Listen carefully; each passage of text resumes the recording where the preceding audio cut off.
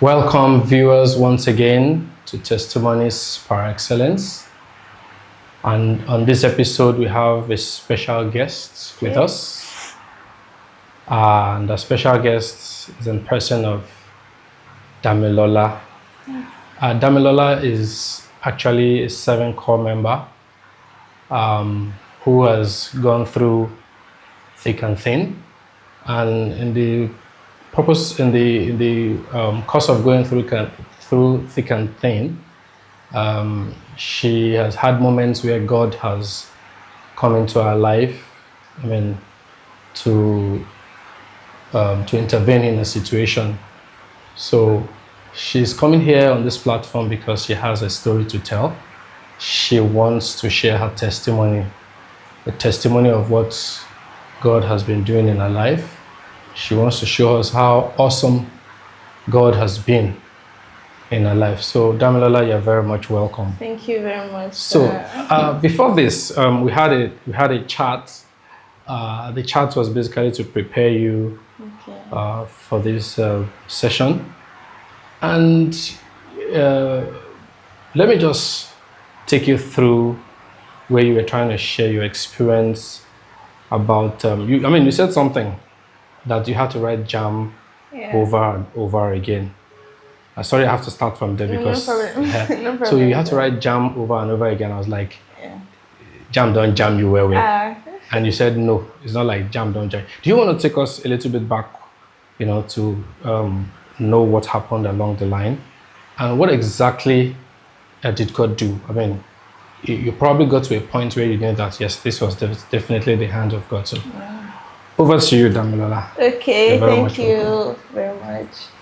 So, concerning that, I graduated 2016. I went to a girls' only school at JAMB, Federal Government Girls College, JAMB. Yeah. So, I graduated 2016 and I started writing JAMB. So, that was where the whole journey began, the writing of JAMB. And actually, my testimony is just about the faithfulness of God, like seeing how evident the hand of God has been in my life in person. So I started writing JAMB 2016 when I graduated. Before I started writing JAMB not because I didn't pass, but I was going with the mindset of either university or nothing else. Okay. And either banking and finance or nothing else. I don't want to go into any other profession. Just want to be in the bank. Because the bankers were well paid. Yeah, and I feel like the kind of this, like we tag them, especially with bankers, like the way they look, the way they dress, corporate. That was your own definition of corporate. They dress so nice. I actually want to be part of this. So I went with I started writing down with the mindset of either banking and finance or nothing else, either UNILAG or nothing else. Because I had a school I wanted to go. That was UNILAG, the almighty UNILAG. So I was like, either UNILAG or nothing, banking and finance or nothing. So that was how this whole story began. I started writing JAMB. The first JAMB I think I had 190 something. I was like, no, this is a no. I can't enter. 190 something will not take you into. It can't take me to UNILAG for banking and finance. So I said no. Okay. And even my friends, then they were like, just go to poly, go to. And I was like, no, poly is a no. University or nothing else. I started writing JAMB. I think the second JAMB I wrote, I had 201 or so. So I chose Olabisi Onabanjo. I didn't even choose Olabisi Onabanjo. I chose UNILAG. But looking at the banking and finance and every other thing, I just had to just do change of institution. Then I chose banking and finance, Olabisi Onabanjo. I wrote the Positi-ME. Although I didn't see the results, I wrote the Positi-ME and every other thing. And I was given admission to study education. Okay, I was like, education as well. And because I don't need to be a teacher. So I was like, no, it's a no for me. So that particular year, that was 2018. That particular year was when I actually saw the need to move closer to God. Because my friends, they were already in school. All of my friends. Wow. So whenever I call them, they were coming back. I'm in class. I'm like, hey Jesus, And you were still Me, I'm insisting still at on home. banking on I mean, I was finance. still insisting on banking. Though I was teaching then. I think that was how and where my old discovery into the teaching world began. Okay. So after school, I went to teach. So 2018, after the JAMB, I saw that education was no, and I didn't see banking and finance coming forth. Mm. So I said, okay, I feel like it is. So you settled for what was available. So I know I didn't settle for what was available actually, and I went back to, with the help of a discipler. No, so what I mean by settle what was available in terms of your career choice, Yeah. not the school now. Not yes, my career choice was because I went back to I redirected Retraced your myself back to steps. God. That was how I Okay. got the whole idea of all Okay. of these things. Because Okay. you know, I was just doing everything based on my personal self. Okay. I wasn't doing it on what God wanted for me or Okay. what God has in stock for me. Okay. But I was doing it with the mindset of what I want. This is what I want to be. I don't know what God has for me, but I just know I would just want to be this particular person. So that year, I have a man of God in my life. He's a pastor at the moment, but then he was a deacon, so I'm kind of close to him. Okay. So I used to talk. He mentors me, and at a particular point, he told me, "You need to know the purpose of God for your life. There is a particular reason why God has called you. Have you even sat and even think of what God has done, or why are you even here?" So then it made me understand that there is a particular reason why we are here on earth, that God has a particular assignment, God has a particular purpose for you. Have you even started to even try to just sit down and think about what God has for you? Like, why am I even here? So I think those words were words that actually triggered me, and I'm like, really, I actually need to know why I'm here. Because I'm just writing down. I just want to be, but I don't. Is that really what God wants for me? Is that what God wants me to be? So that was where the journey of this personal relationship with God started, and I saw that I feel like it is high time that I need to get to know this God. I know God. No, before I know God, I was a child of God, and I'm still a child of God though. But then I know God just because my parents were Christians, and okay. So by virtue of you born into a Christian home, yeah. Okay. So I know God, but when I say this personal relationship with God, it was zero. There was no altar. There was nothing. Just normal. Even the morning devotion self. Just because we are forced to actually. So that was why I do. So his words were words that actually triggered me, and it stirred up that, okay, God, what will you have me do? That was 2018. At some point, I went astray because I went astray. But this whole journey began before I moved to the journey, I wrote another JAMB that 2019. I wrote another JAMB 2019. Okay, that's 2018. After I started moving close to God, I prayed. Then I started my relationship with God. I began to know God. Then I began to pray concerning the purpose of God for my life, that God, I've been here. Because one thing I've come to understand is that before you do anything, just need to know what God is saying about it. If actually you want it to be successful, if you really want like a direct direction, you need to know what God is saying about it. If it's something you should do or something you should not do. So let me ask a question. Okay. I agree with you. Okay. But don't you think that there are times when people ask God, what do you want me to do concerning this situation?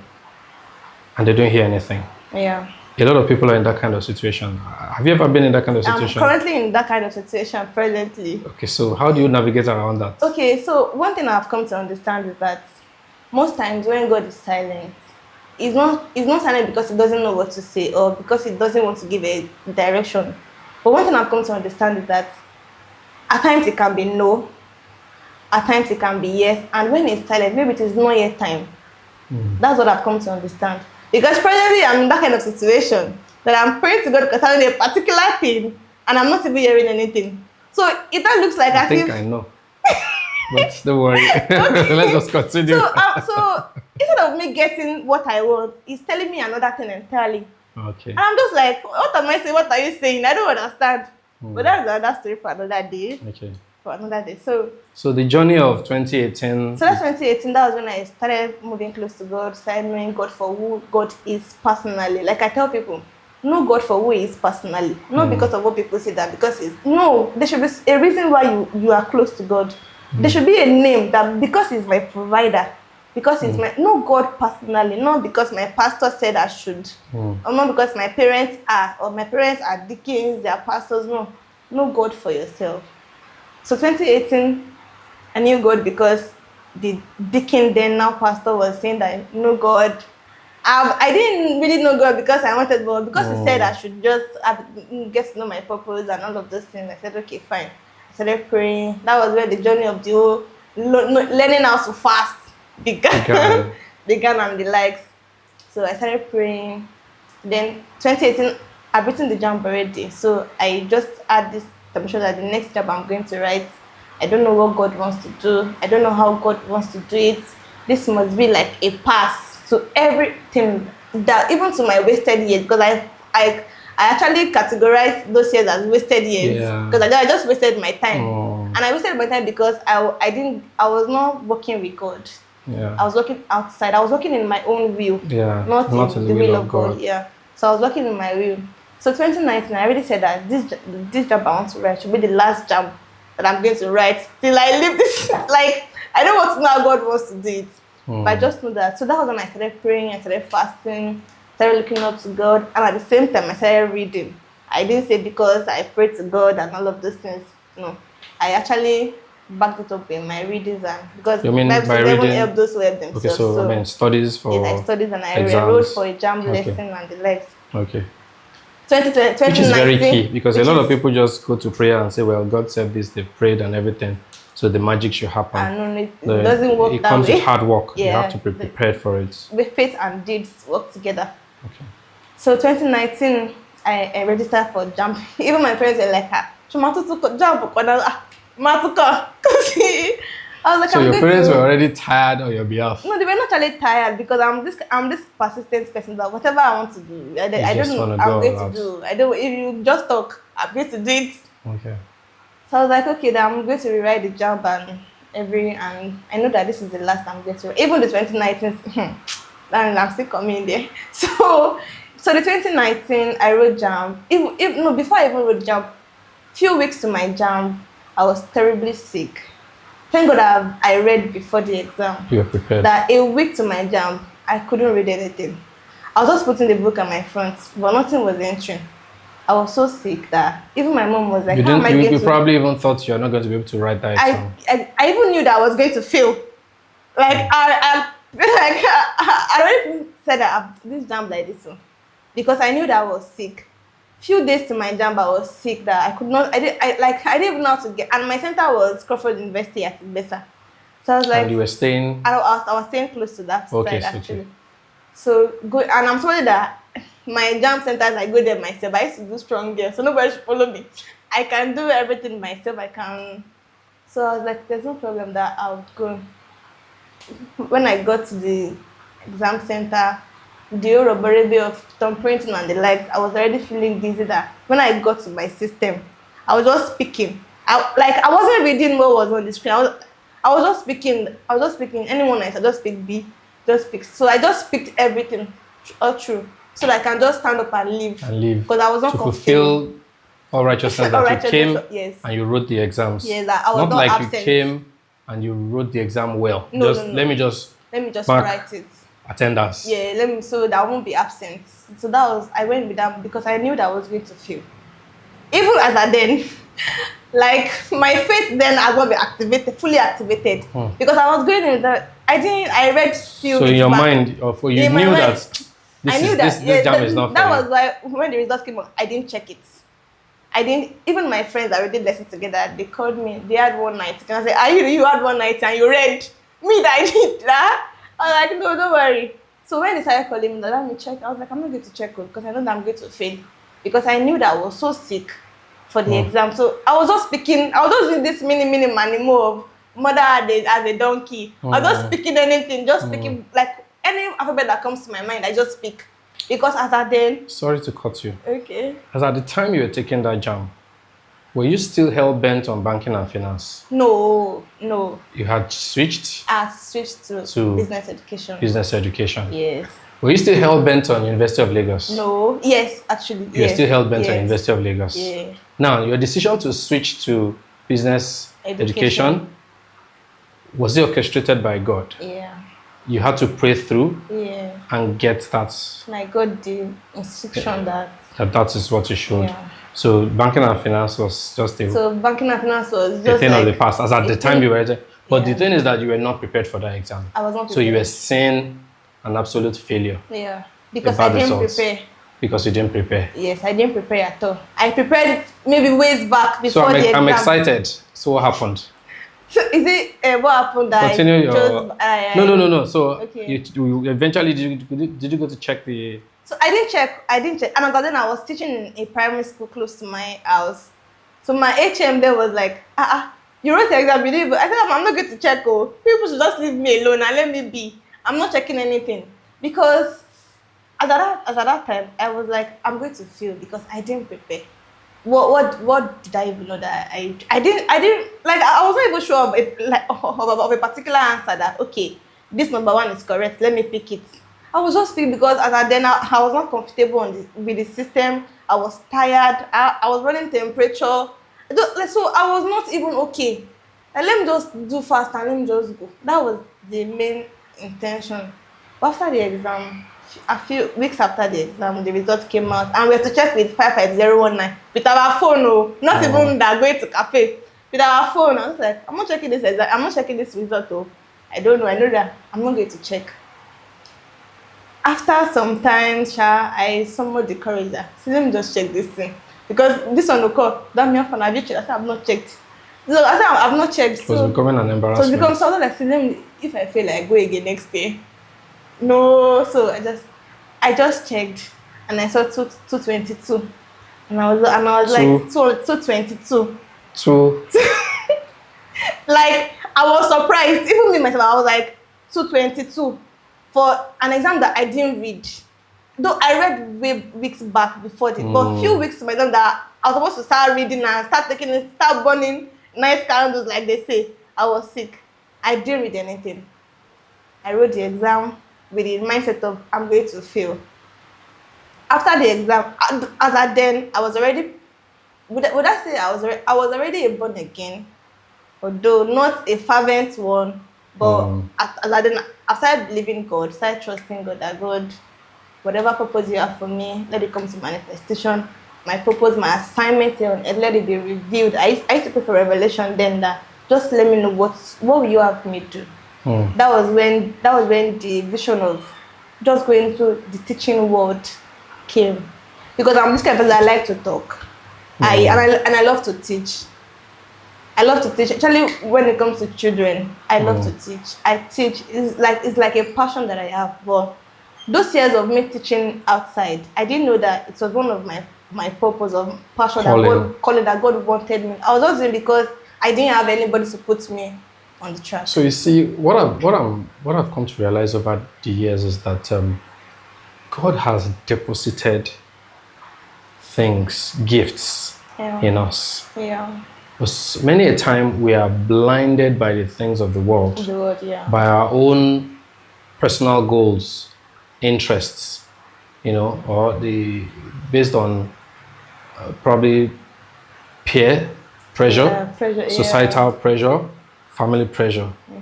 But in your own case, God has actually deposited the love for children in you. He actually deposited the gift of teaching in you. Knowing fully well that He was taking you somewhere through those gifts. But you didn't see it as something that could, that you were supposed to do to make a living or as a profession. And of course, so you were still busy banking and finance or nothing. Yes, because teaching, I was teaching. But at a point in time, when you started to get close to God and you started to hear from God, God brought you back, in line with His purpose. And that was how you got into the teaching thing. Okay. It's business education. Okay. So I registered for post-TM UNILAG because then I was 222 and I could register for the post-TM UNILAG. I registered for post-TM. I think I didn't have up to their cutoff mark. So that was where another problem started. That Jesus, hey, this is the school I want to go, UNILAG, but I didn't meet up the cut-off mark for the post-UTME.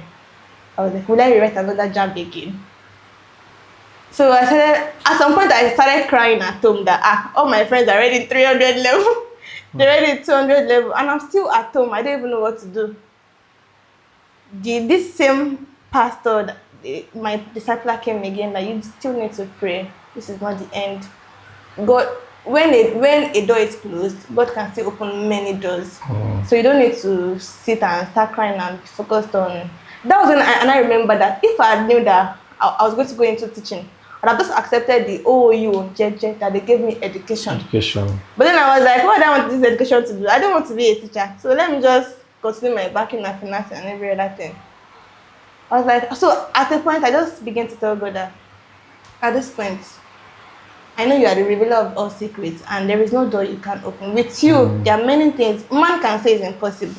But with God, everything is possible. So at that particular time, I just said, okay, fine.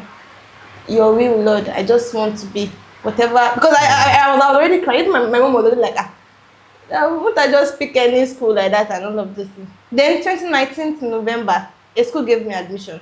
That was University of Benin, but the affiliate. So when I saw it on my dashboard at Akoka, I saw Federal College of Education Technical. I was like, NCE, God. I was like, no, this is not the plan. I never wanted to go to any college of education or university or nothing. So that November, I was like, I'm not going to go. This will be lag. If not, I will run my JAMB again next year. So I met a friend because there'll be group chat for aspirants then. So I was in a group chat and a girl happened to be my friend that was still close friends till now. So we started talking and I was like, that one school gave me admission. So like she also saw that the same school gave her admission. So and the school is very close to UNILAG. I was like, okay, I was like, I'm not going, no, I don't even want to go for NC. That NC is just like a waste of time. I would like go after spending like 3 years at home. And I just spent another 3 years in no, I said no, that I will take job next year. So my mom started saying that I should just take up the admission in this school, that I should just go for that one. Sorry, but you mentioned Uniben something. Yeah, this is the school I'm talking about. The Uniben is an affiliate. Okay. Like they have an affiliate school in Lagos here, an annex building here in Lagos. Okay. Inside FCT Akoka. Okay. So that was school that gave me admission. But I didn't write that post-UTME. I didn't know anything about, like, that was my first time seeing the school, that University of Benin affiliate. Because at first I saw FCT Akoka. So in bracket, they wrote Uniben affiliate. So I didn't even say the Uniben affiliate. I was like, FCT, Federal College of, no, that was no. I was like, no, it's not possible. I can't I'd rather take JAMB again next year than writing that. God having his way. With the help of that, my friend, she went to the school to make encouragement, and they were like, it is not College of Education, it is a normal university, it's a degree program. Okay. But the only difference is that we're not in the main campus. Okay, so it's like a satellite campus thing. Yes. But in Lagos. Inside yes. FC. Inside FC. So like using FC Akoka's facilities. Exactly. To run their own program. Exactly. Okay. So when she said it, so I had to resume. My mind came down. And that was like, my mind came down, that was 2020, before, like, a month to COVID. Okay. That because throughout that 2019, I didn't even accept it at all. I saw the admissions since November, but I was like, no, this is not what God has for me. God cannot send me to, because of, after all my years of waiting and praying, He would not take me to College of Education. It's not possible. So I didn't accept the admission. I waited till the next day, hoping UNILAG would give me admission, waiting for the first list. Second list came out, the Senate list, everything. And I'm like, God, I'm supposed to have another list. There's no list again. No, they've started the classes already.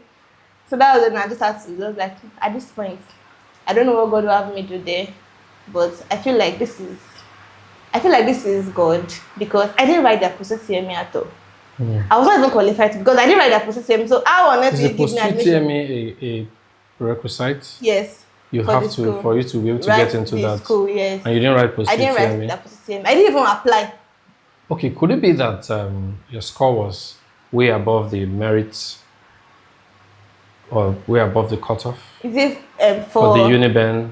I didn't even write for Uniben, so I didn't know. You didn't choose the school? I didn't choose this. It was UNILAG. UNILAG was the only school I chose. So your story is like Jonah. God had an assignment for Jonah, Yeah. and Jonah was stubborn. Very stubborn. He knew deep down there that God needed him to do something, to go to Nineveh, Yeah. but he was very stubborn. And God said, well, Since you're stubborn. if you're stubborn, I will do it my own way. Yeah. And of course, he had to end up in the belly of a fish. Yeah. And end up, in fact, before he even ended up in the belly of a fish, he was in a boat, and the boat wanted to capsize. And I told him, look, I know where the problem is. I'm the problem. Throw me into that water, and you guys will save yourselves. I mean, so why I just likened it to, because God already had it sorted out for you. He worked it out. I mean, I can't understand why you did not choose a school. I didn't. You didn't even think about it. You didn't write the exam.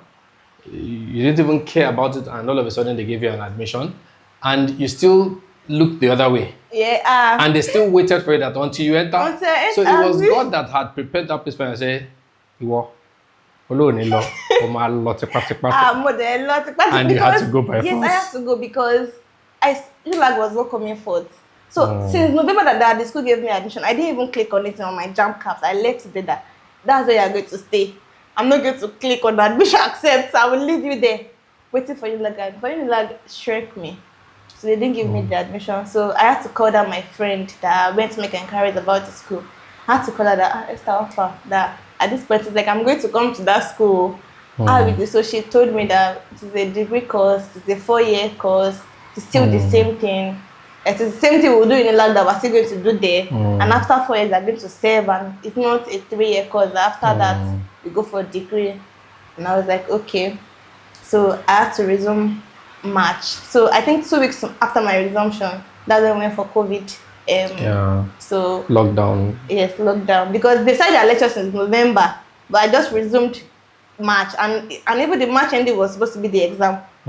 So me, I'm just resuming. I didn't even know anything. I don't no notes. I was resuming to exam. But COVID happened. But COVID happened, so there was enough space for the time for me to read. You know that that's another testimony. Actually, God prepared you that. God prepared me. You weren't ready, but COVID happened, and it happened in your favor. Exactly. So that you can key into God's plan. Actually. Wow. So the COVID was even like, I had enough time to read, to meet people, to explain, like to even write notes that I've not written down. So there was no excuse. There was no excuse. So God really, it did start for me. And so later I got to realize that there was a reason why God actually ordered my steps to that particular school.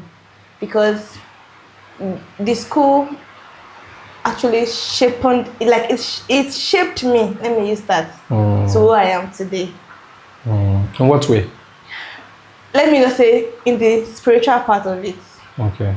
It was because when I got to school, I went to school with the mindset of just to go and read and just go. And then I was already becoming a fervent Christian, like a true born again, like I was then. So like, okay, let me just get to school, go to church, my normal routine, go to church, go back to class. And then at a point I saw the need to join, because I'm a Baptist. Okay. So I saw the need to join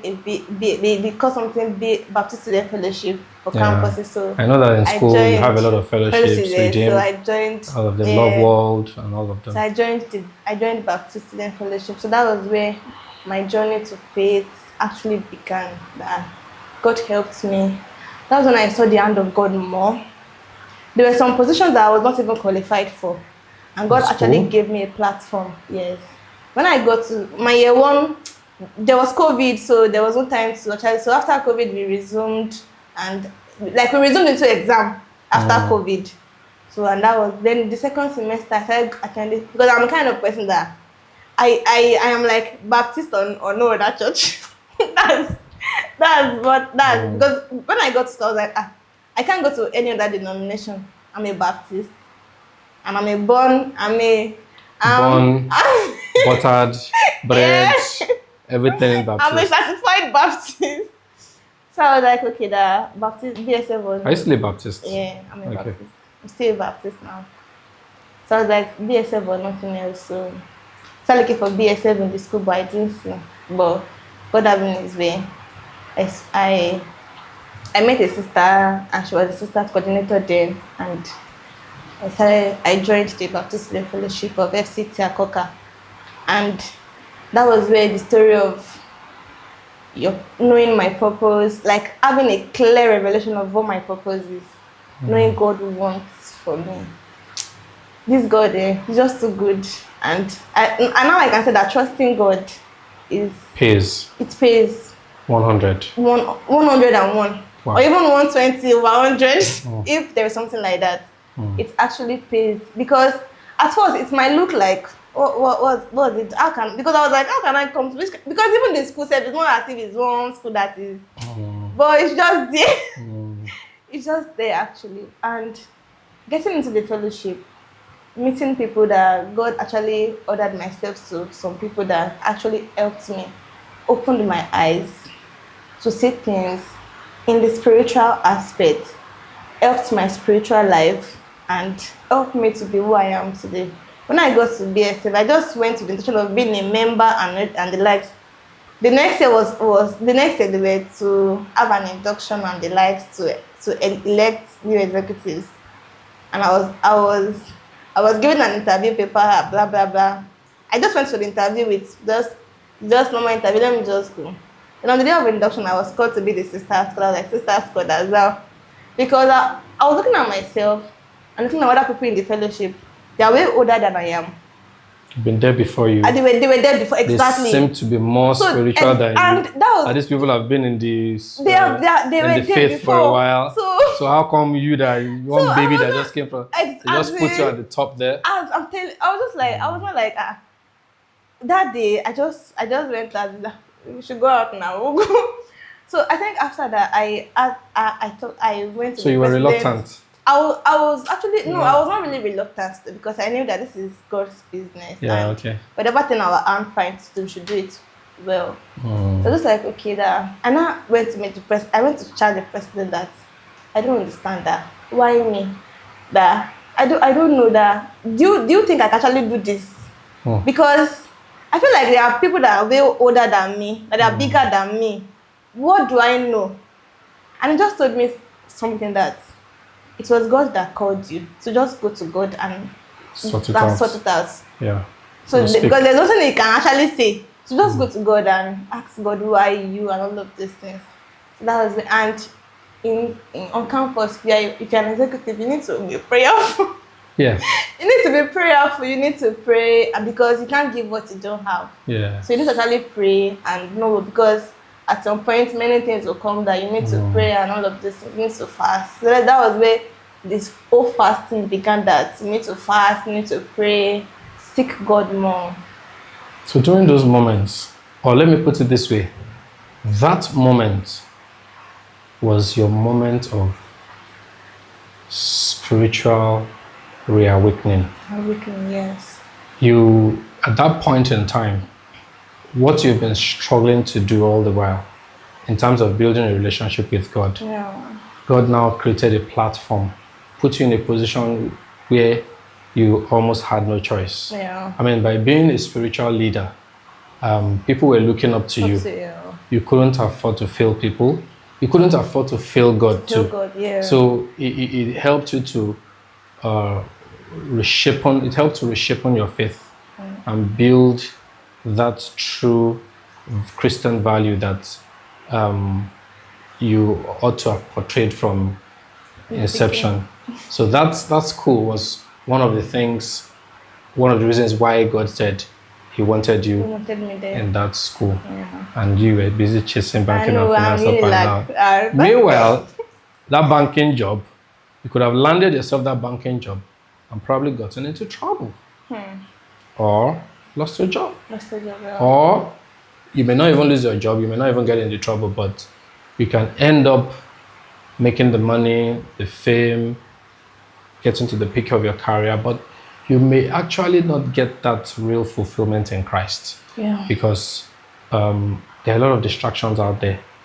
And in the midst of those distractions, most of the time you find the devil. But God had to repurpose your life and reposition you such that you'll be able to find your feet on the rock. That rock is the rock of ages. Yeah. And you found it in that school. Yeah, I found it in the school. Like the school is just like a refining place for me. Yeah. That was where I was shaped. Mm. That was where I was molded to who I am today. I'm not where I used to be actually. And I know I'm not where God is taking me. So let me ask you, so, getting to that position was not by luck, was orchestrated by God. What impact did you, because you are now out of that school, what impact would you say you were able to make? Impact on your colleagues, on the society, on the school itself, and of course on yourself? Maybe you want to share. Okay, on the school, I don't know if I was I don't know if there's an impact on the school actually, but in the fellowship, there's some impacts that they're not visible, that people can't see. Actually, that was a time that my president then. Okay, when I became the sisters coordinator, I just had this vision of bringing every sister together, like not just bringing them together. Let us come out and pray. Like I feel like we ladies, like we are like a gatekeeper. We control what goes out and comes in every place. Even as a wife or wherever you find yourself, you're a gatekeeper. And a fall of a lady can make thousands of women to fall. So that's what I believe. So I felt like let us just come together. We are not perfect. Yeah. Everybody have a particular place they actually trust. Then I used to procrastinate, and I say it well. I'm just here, but I am a procrastinator. So we need ourselves to grow. We need to be accountable to one another so we can actually grow. So then I feel like I was able to unite, although there were unity before, but when I became the sisters coordinator, then I was able to interact with everybody. I didn't have a favorite that this person. I was able to, even people that were there would know that no, I talk to everybody in case there is anything that you feel like we can do, we can say. And I used to feel like I should solve everybody's problem. I love to be a problem solver actually. I know that God is still helping me and still going to help me more. So then I was able to unite everybody, and with the help of prayer, from that sisters coordinator post, I wasn't able to do much then, because I was still growing and I was still trying to find I was still trying to get rooted then in God. But moving forward, I became the vice president of the fellowship. So that was when I knew that yes, I am in for something. We started praying, myself and my president. Then we prayed so well that there were revelations of things about the fellowship that were things that we need to do and the likes. So we started praying. We started praying to the extent that we have videos every night. I've not told people this, but we had videos every night. Every night for how long? Every night. I think it was close to 3 weeks or so. Even during exams, I still go for videos at night. Wow. Are you able to marry all this video with your exams and lectures? It got to some point that my roommates were like, it's okay. What happened? And you keep this? Because even at that 300 level, by God's grace, I happen to be the JCCF Sisters Coordinator. That's the Endurance Christian Campus, the old Christian campus. We have a body. So we call it JCCF. So I was able to be the JCCF Sisters Coordinator. So I had another responsibility outside my fellowship. Then that I need to fulfill them. So we started praying because the presidents began to share, and I began to receive that no, because at some point there were some setbacks and things were not falling in place, and we're like, no, we just need to pray and ask God for divine intervention. So we began to pray, and some things that were lost were found in the course of our prayers. Like God just, I just know that this is the hand of God actually, because it's not we're not righteous, like I say. Yeah. I tell people that I sin every second. every second. I don't know it, but I'm not righteous.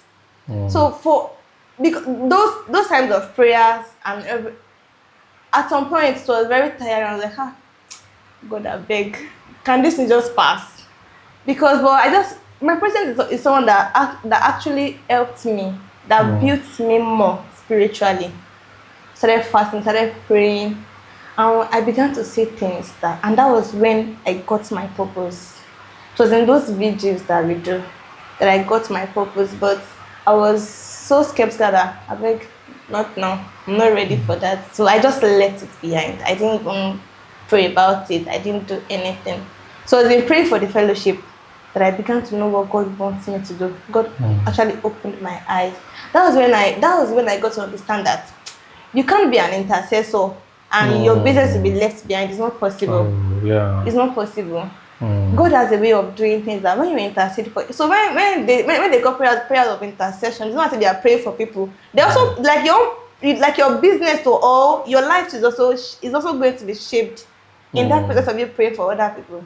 That's when we got revelation. We started praying, prayed for the fellowship, prayed for every brethren, we prayed for ourselves, and God actually opened. So as at that time, we got to see our lost instruments, some things that were lost that we didn't even know that we had. Then we found them back, and that was how God was able to help us. Till from the victory, I became the president, and I went. So it was in my final year that God really opened my eyes, because I attend a Heritage Baptist Church then.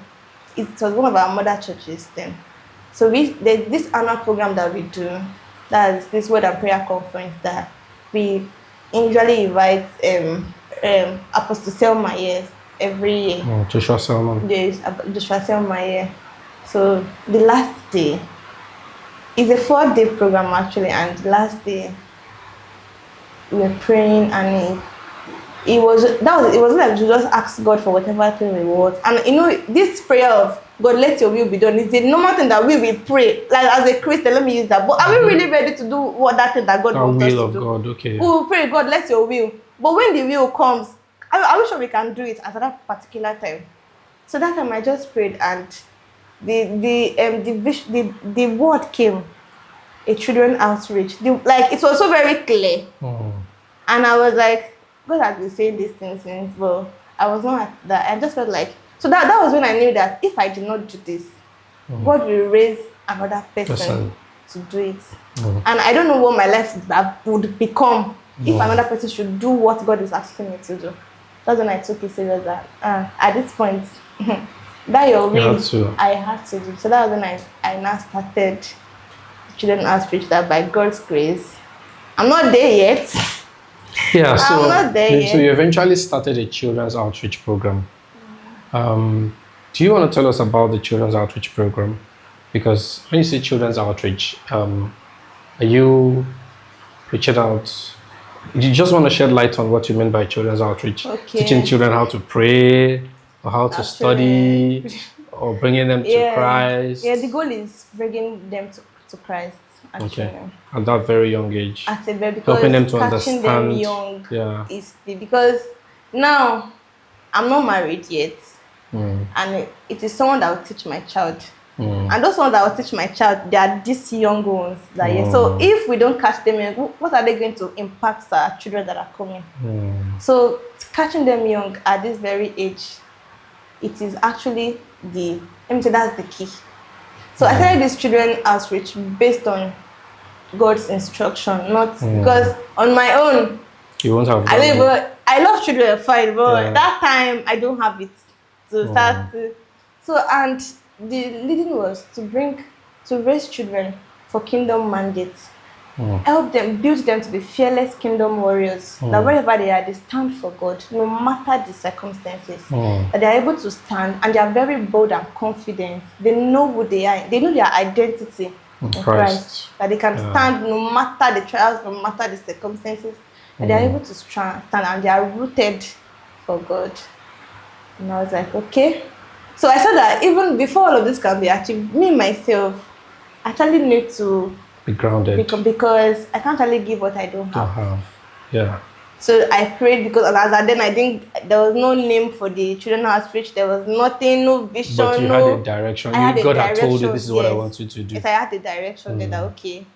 I was like, okay, fine. If this is God, and so that's why I tell people that in working for God, there's no way you work for God and your business will not be settled. This is not possible. In working for God, you get alignment.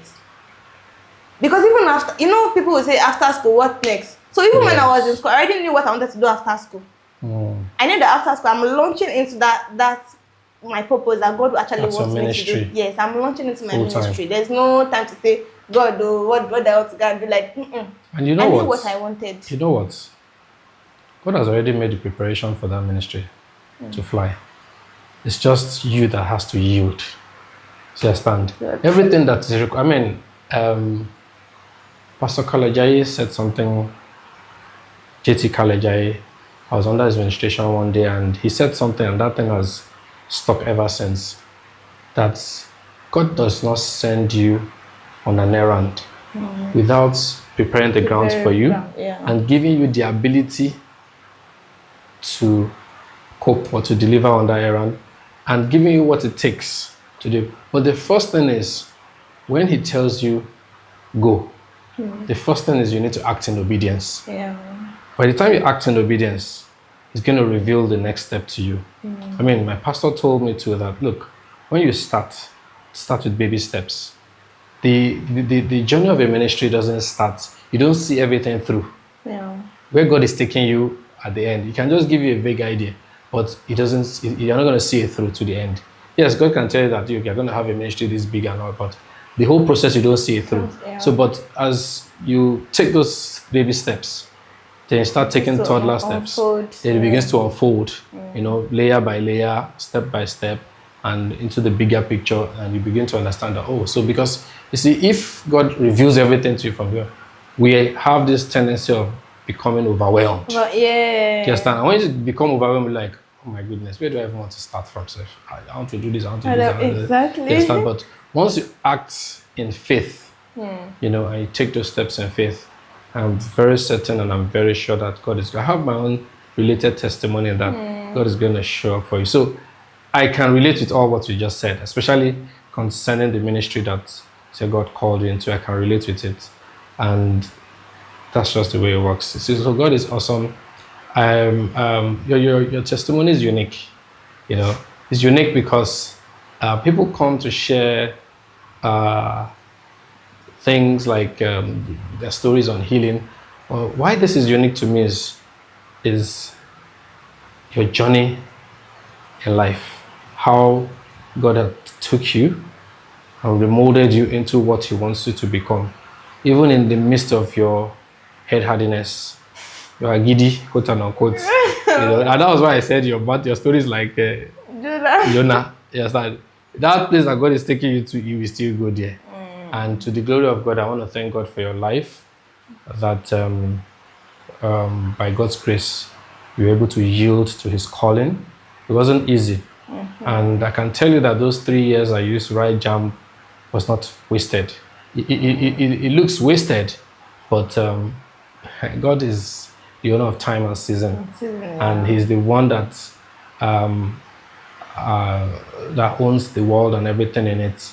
So those years that are wasted, quote and unquote, you eventually discover they are not actually wasted years. They can be recovered. And even when you look back, some of those your colleagues that you thought had gone far, they had left you behind, you just discover that some of them haven't really gone anywhere. And you may even be ahead of some of them. So I want to thank God for your life. And I want to thank you for time here with us on this program. I pray that your testimony will be perfect. And we look forward to success in your calling, in your ministry. And I hope to be visiting one day to come and see these children, and God is awesome. God is awesome. God is awesome. So thank you very much, Damilola. Thank you, sir. I want to appreciate you once again. Viewers at home, wherever you are, We want to thank God for life of Damilola. Thank you for watching. Please do not forget to like this video, comment, share, and to subscribe. Thank you very much. Thank you.